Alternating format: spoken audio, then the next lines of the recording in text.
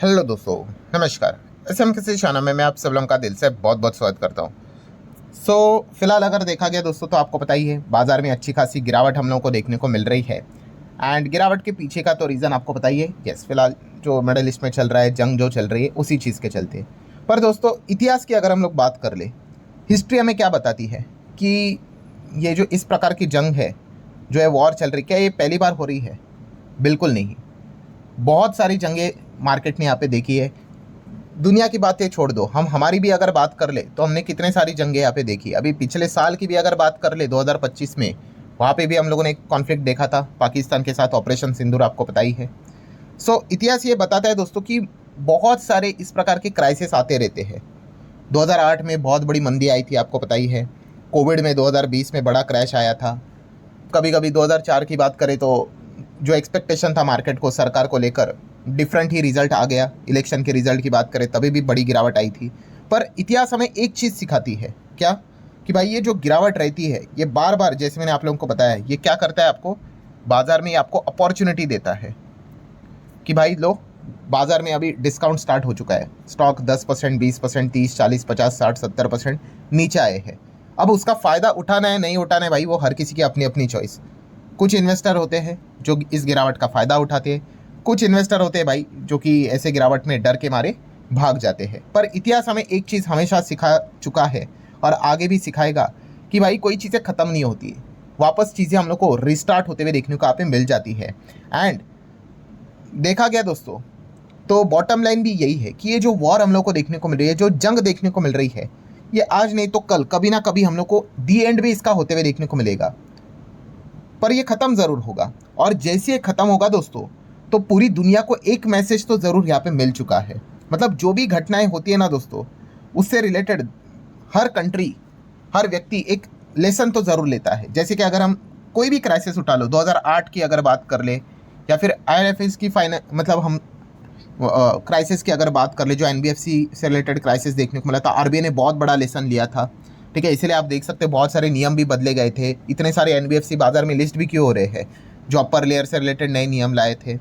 Covid भी हुआ था, तो कोविड ने भी बहुत कुछ सिखाया था। तो वैसे ही ये जो चीज़ें अभी हम लोग को होते हुए देखने को मिल रही है जंग को लेकर, ये भी हमें बहुत बड़ा मैसेज दे रही है, हमें मतलब पूरी दुनिया को, कि भाई कुछ कुछ चीज़ें ऐसी है जहाँ पे सरकार ने, उस पर्टिकुलर कंट्री ने भयंकर लेवल का यहाँ पे क्या करना चाहिए, इन्वेस्टमेंट करके रखना चाहिए, ताकि भविष्य में अगर इस प्रकार का अगर कोई क्राइसिस अगर हुआ तो उसके साथ वो इजीली डील कर सके। और उसी टॉपिक को हम इस वीडियो में यहाँ पे कवर यहाँ पे करने वाले हैं। मतलब अभी जंग चल रही है, जैसे जंग ये ख़त्म यहाँ पे हो जाएगी, कभी भी हो जाए, एक हफ्ता लगे, एक महीना लगे, या फिर कल ही हो जाए, वी डोंट नो। बट जब ये ख़त्म यहाँ पे हो जाए दोस्तों, डेफिनेटली हम यहाँ पे कह सकते हैं दोस्तों कि कुछ पर्टिकुलर सेगमेंट ऐसे हैं, बिजनेसेस ऐसे, सेक्टर्स ऐसे हैं जहाँ पे सरकार बहुत ज़्यादा इन्वेस्टमेंट करेगी, मतलब बजट में बड़ा अनाउंसमेंट कर सकती है, या फिर PLS स्कीम्स दे सकती है। पर उन सेक्टर्स को सरकार ज़रूर यहाँ पे बढ़ावा देगी। एंड उसी से रिलेटेड मतलब ये जो टॉपिक है, हम इस वीडियो में यहाँ पे बातचीत करने वाले हैं। बहुत सारे अलग अलग सेगमेंट है, इनको आप भी चाहो तो स्टडी कर सकते हो। एंड फिलहाल बाजार का जो ये प्रेशर रहता है, इनमें क्या हो जाता है, ये इस प्रकार की कंपनियां भी नीचे आ जाती है। वहाँ पे आप स्टडी करके डिसीजन ले सकते हो कि कहाँ पे जाना है, नहीं जाना है। तो स्टार्ट करते दोस्तों। ऐसे बहुत सारे सेगमेंट है, 7-8 सेगमेंट रहेंगे, उनको कवर कर लेते। स्टार्ट करते पॉइंट नंबर 1 के साथ। बट उससे पहले आपको याद दिलाना चाहूँगा, कल है शनिवार, तो फ्री स्टॉक मार्केट क्लासेस इस चैनल के ऊपर एक नया लेक्चर अपलोड होने वाला है, तो इसको गलती से भी मिस मत करना। अगर आपने पहली बार विजिट किया इस चैनल को, तो ये वाला चैनल है, इसको भी सब्सक्राइब कर लेना। लिंक ऊपर आई बटन पे नीचे डिस्क्रिप्शन में देके रखा हुआ है।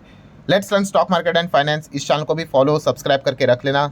इसके ऊपर भी एक नया लेक्चर अपलोड होने वाला है, सेम इसका लिंक भी ऊपर आई बटन पे नीचे डिस्क्रिप्शन में मिल जाएगा।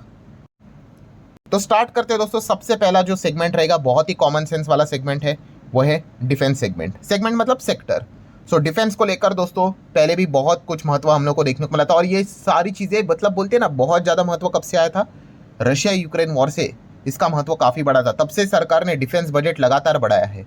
उसके बाद ऑपरेशन सिंदूर हुआ, और अभी जो चल रहा है ईरान में, मिडल ईस्ट में, उसके बाद तो मतलब डिफेंस बजट तो हमेशा हर वक्त हम लोग को बढ़ते हुए देखने को मिलने वाला है। और जो भी जंग जो यहाँ पे चल रही है दोस्तों, उसमें सबसे खास आई कैचिंग मोमेंट कौन सा है दोस्तों, तो ड्रोन ने बहुत ज़बरदस्त यहाँ पे हम कह सकते हैं अमेरिका आपको पता ही है इकोनॉमिकली बहुत इतना बड़ा उनका डिफेंस बजट है, बट फिर भी ईरान के साथ लड़ने में उनको तकलीफ क्यों हो रही है? ठीक है, अमेरिका काफ़ी दूर है, वो मिडल ईस्ट में अपना बेस बनाकर लड़ रहे हैं, बट फिर भी ईरान ने सबसे बड़ा अगर कोई हथियार का इस्तेमाल किया है वो है उनके ड्रोन्स देखा गया मिसाइल्स के कंपैरिजन में काफ़ी सस्ते दाम में बनते हैं, ठीक है। एंड जिस प्रकार का डैमेज यहाँ पे कर रहे हैं दोस्तों, यहाँ पे एक सेगमेंट तो समझ में आ गया कि ड्रोन को लेकर आने वाले समय में काफ़ी ज़्यादा आपको इन्वेस्टमेंट आती हुई देखने को मिलेगी, 110%। इनफैक्ट हमारा ऑपरेशन सिंदूर भी उठाकर देख लो, हमने भी जो अटैक किया था पाकिस्तान के इतने सारे एयरबेस को डैमेज किया था, किससे किया था? ड्रोन्स का ही इस्तेमाल किया गया था। सो ड्रोन का महत्व ज़बरदस्त बढ़ने वाला है। जो ड्रोन सेगमेंट में काम करने वाली कंपनियां है दोस्तों, वहाँ पे आप ज़रूर अपनी निगाहें रख सकते हो, इन्वेस्टमेंट के अपॉर्चुनिटीज़ मिलेंगे तो आप वहाँ पे स्टडी कर सकते हो। सेकेंड सेगमेंट की बात करें दोस्तों, तो जो भी ये जंग चल रही है उसमें एक चीज़ तो पता चली कि भाई क्रूड के ऊपर ज़्यादा निर्भर करोगे तो भाई दिक्कत तो होने वाली है। देखिए, क्रूड बहुत सारे सेगमेंट में इस्तेमाल होता है, बट सबसे बड़ा अगर हम क्रूड का ऑल्टरनेटिव की बात कर ले तो वो कौन सा है? Renewable energy. यस, आरी की अगर हम लोग बात कर ले तो क्रूड जहाँ जहाँ पे इस्तेमाल होता है वो बहुत सारी जगह पे रिन्यूएबल एनर्जी उसको रिप्लेस कर सकती है। देखिए, जहाँ पे नहीं होगा वहाँ पे तो नहीं कर पाएंगे, वहाँ पे तो क्रूड का रिक्वायरमेंट रहेगा। बट सबसे बड़ा अगर हम लोग बात कर ले क्रूड का रिक्वायरमेंट, अगर हम बाहर से जो क्रूड मंगवाते हैं, या बाहर से क्यों, अगर टोटल अगर 100 डब्बे हैं क्रूड के, तो उसमें से 61 डब्बे जो क्रूड के हैं वो ट्रांसपोर्टेशन में चले जाते हैं। मतलब पेट्रोल डीजल की बात कर ले, एविएशन सेक्टर में बात करें, 61। तो पॉइंट यहाँ पे क्या है दोस्तों? यस, ये वाला जो सेगमेंट है इसको रिप्लेस किया जा सकता है कि नहीं? यस, डेफिनेटली किया जा सकता है। कैसे? Electric vehicle. क्यों ईवी को इतना ज़्यादा प्रमोट किया जा रहा है कि भाई पेट्रोल डीजल क्रूड से रिलेटेड सबसे बड़ा इंपोर्ट बिल जो हमारा लगता है, जो सारी चीज़ें रिक्वायरमेंट, वो पेट्रोल डीजल के लिए ही रखता है कि इसको रिफाइन करके पेट्रोल डीजल बनाकर इस्तेमाल किया जाता है। अगर उसको रिप्लेस करके अगर ईवी के ऊपर अगर हम लोग शिफ्ट हो गए, और ईवी मतलब सिर्फ 4 व्हीलर नहीं, 2 व्हीलर भी रहता है, तो बहुत बड़ा हमारा इंपोर्ट बिल यहाँ पे बच पाएगा। सो इलेक्ट्रिक व्हीकल के ऊपर दोस्तों सरकार ज़बरदस्त जोर देगी मतलब क्या? इंसेंटिव प्रोवाइड करेगी, टैक्स में कुछ छूट मिल सकता है, कंपनी जो इसमें काम कर रही है उनको इंसेंटिव मिल सकते हैं। सो ईवी से रिलेटेड आप कंपनीज को ज़रूर अपने रडार के ऊपर यहाँ पे रख सकते हो। देन थर्ड सेगमेंट जो ईवी से जुड़ा हुआ ही है कि ईवी चार्जिंग स्टेशंस। देखिए, ईवी का सबसे बड़ा अभी तक का प्रॉब्लम यही है, जितने भी लोगों ने कहा है कि वो ईवी इसीलिए फिलहाल तो नहीं ले रहे क्योंकि पर्याप्त मात्रा में चार्जिंग स्टेशन अवेलेबल नहीं है। अगर मैं किधर मान लो एक स्टेट से दूसरे स्टेट में चला गया, बीच हाईवे में अगर मेरी गाड़ी अगर बंद पड़ गई तो मतलब पेट्रोल डीजल से रिलेटेड पेट्रोल पंप्स तो पर्याप्त मात्रा में अवेलेबल है, what about EV charging station? तो इससे रिलेटेड जो इसका स्पीड है वो बढ़ाने से रिलेटेड इसमें जो काम करने वाली जो कंपनियां हैं, सरकार उनको ज़बरदस्त इंसेंटिव यहाँ पे ज़रूर देंगी। सो इसके ऊपर आप ज़रूर यहाँ पे ध्यान रख सकते हो। देन पॉइंट नंबर 4 की बात कर ले, अगेन ईवी से रिलेटेड ही सबसे इंपॉर्टेंट चीज़ कौन सी होती है? बैटरी। सो बैटरी से रिलेटेड काम करने वाली कंपनियां, आप इनको स्टडी यहाँ पे कर सकते हो। देन नेक्स्ट सेगमेंट की अगर बात कर ले, पॉइंट नंबर 5, तो इलेक्ट्रिसिटी। यस दोस्तों, अब इलेक्ट्रिसिटी भी आप सभी लोगों को पता ही है, जैसे कि अभी पेट्रोल डीजल की हम बात करते हैं, गैस से रिलेटेड अगर बात करें तो कितना इंपॉर्टेंट है, वैसे ही इलेक्ट्रिसिटी भी कितनी इंपॉर्टेंट है। और इलेक्ट्रिसिटी किससे बनती है? कोल से। ठीक है, हमारे इधर कोल पर्याप्त मात्रा में अवेलेबल है, फिर भी हम इंपोर्ट तो करवाते हैं अलग अलग जगह से। बट आप सोच कर देख लो कि अगर इलेक्ट्रिसिटी भी अगर कुछ ऐसा अगर दिक्कत अगर आया तो लाइफ कैसे हो सकती है? काफ़ी कठिन हो सकती है कि नहीं? तो इसीलिए इलेक्ट्रिसिटी का भी जो ऑल्टरनेटिव है वो भी क्या है? वही रिन्यूएबल एनर्जी ही है। मतलब सोलार की अगर बात कर ले या फिर विंड एनर्जी की अगर बात कर ले, तो इससे रिलेटेड बहुत बड़ा मतलब हम कह सकते हैं बढ़ावा सरकार की ओर से लगातार दिया जा रहा है। क्योंकि जितना ज़्यादा हम आरी के ऊपर, आरी मतलब रिन्यूएबल एनर्जी के ऊपर शिफ्ट करेंगे, उतना ही ज़्यादा फायदा भविष्य में हम लोगों को यहाँ पे होने वाला है। सेम पॉइंट नंबर 6 की बात करें तो हाइड्रोजन की भी अगर बात करें, बड़े बड़े जो हमारे बिलियनियर्स रिचेस्ट पर्सन है, हाइड्रोजन रिन्यूएबल एनर्जी में भयंकर लेवल का इन्वेस्टमेंट कर रहे हैं। और वो इन्वेस्टमेंट कर रहे हैं मतलब आप अंदाज़ा लगा सकते हो कि सरकार की पॉलिसियाँ भी उसी के फेवर में हम लोग को साफ साफ देखने को यहाँ पे मिलती रहती है। सो ये कुछ ऐसे सेगमेंट है दोस्तों जो कि हम कह सकते हैं कि जंग के बाद यहाँ पे और ज़्यादा हाईलाइट यहाँ पे होते हुए देखने को मिलेंगे।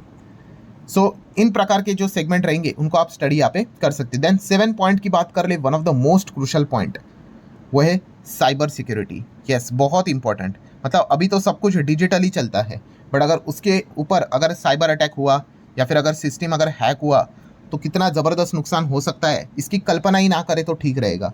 बहुत कुछ डैमेज यहाँ पे हो सकता है। तो इसलिए साइबर सिक्योरिटी से रिलेटेड काम करने वाली कंपनियां, इनको लेकर भी सरकार ज़बरदस्त इन्वेस्टमेंट पैकेजेस, पीएलआई स्कीम्स यहाँ पे अनाउंस कर सकती है। इसके भी काफ़ी ज़्यादा चांसेस हम लोग को देखने को यहाँ पे मिल रहे हैं।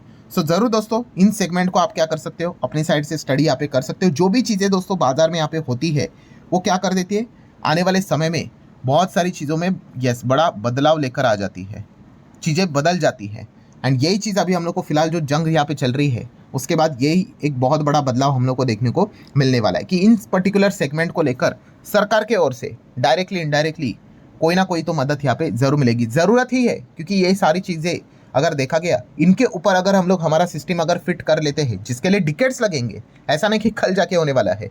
डिकेड्स मतलब एक डिकेड मतलब 10 साल, डिकेड्स मतलब आप समझ सकते हो 10 साल, 20 साल, 30 साल। सो डिकेड्स लगेंगे, तब जाके वो बदलाव होगा। एंड अगर ये बदलाव अगर हुआ तो ज़्यादा से ज़्यादा कंट्रोल हमारे देश के अंदर ही रहेगा। अभी क्या हो रहा है आप देख सकते हो, कंट्रोल कहाँ पे, मिडिल ईस्ट में है, दिक्कत हो रही है वहाँ पे, किचन तक दिक्कत आ गई। तो ये पॉइंट हम लोग को फिलहाल तो देखने को मिला, और इससे ही ये सबसे बड़ा लेसन हम लोग को देखने को मिल जाता है कि इन सेगमेंट के ऊपर सरकार आने वाले समय में मैसिव लेवल पे फोकस यहाँ पे करेगा। और सिर्फ हमारे इधर नहीं, विदेश में भी ये चीज़ें आपको होते हुए देखने को मिलने वाली है। सो ठीक है दोस्तों, आशा करता हूँ वीडियो हेल्पफुल लगा होगा। आप चाहो तो इसको लाइक एंड शेयर यहाँ पे कर सकते हो। मिलते हैं अगले वीडियो में, तब तक के लिए बाय बाय।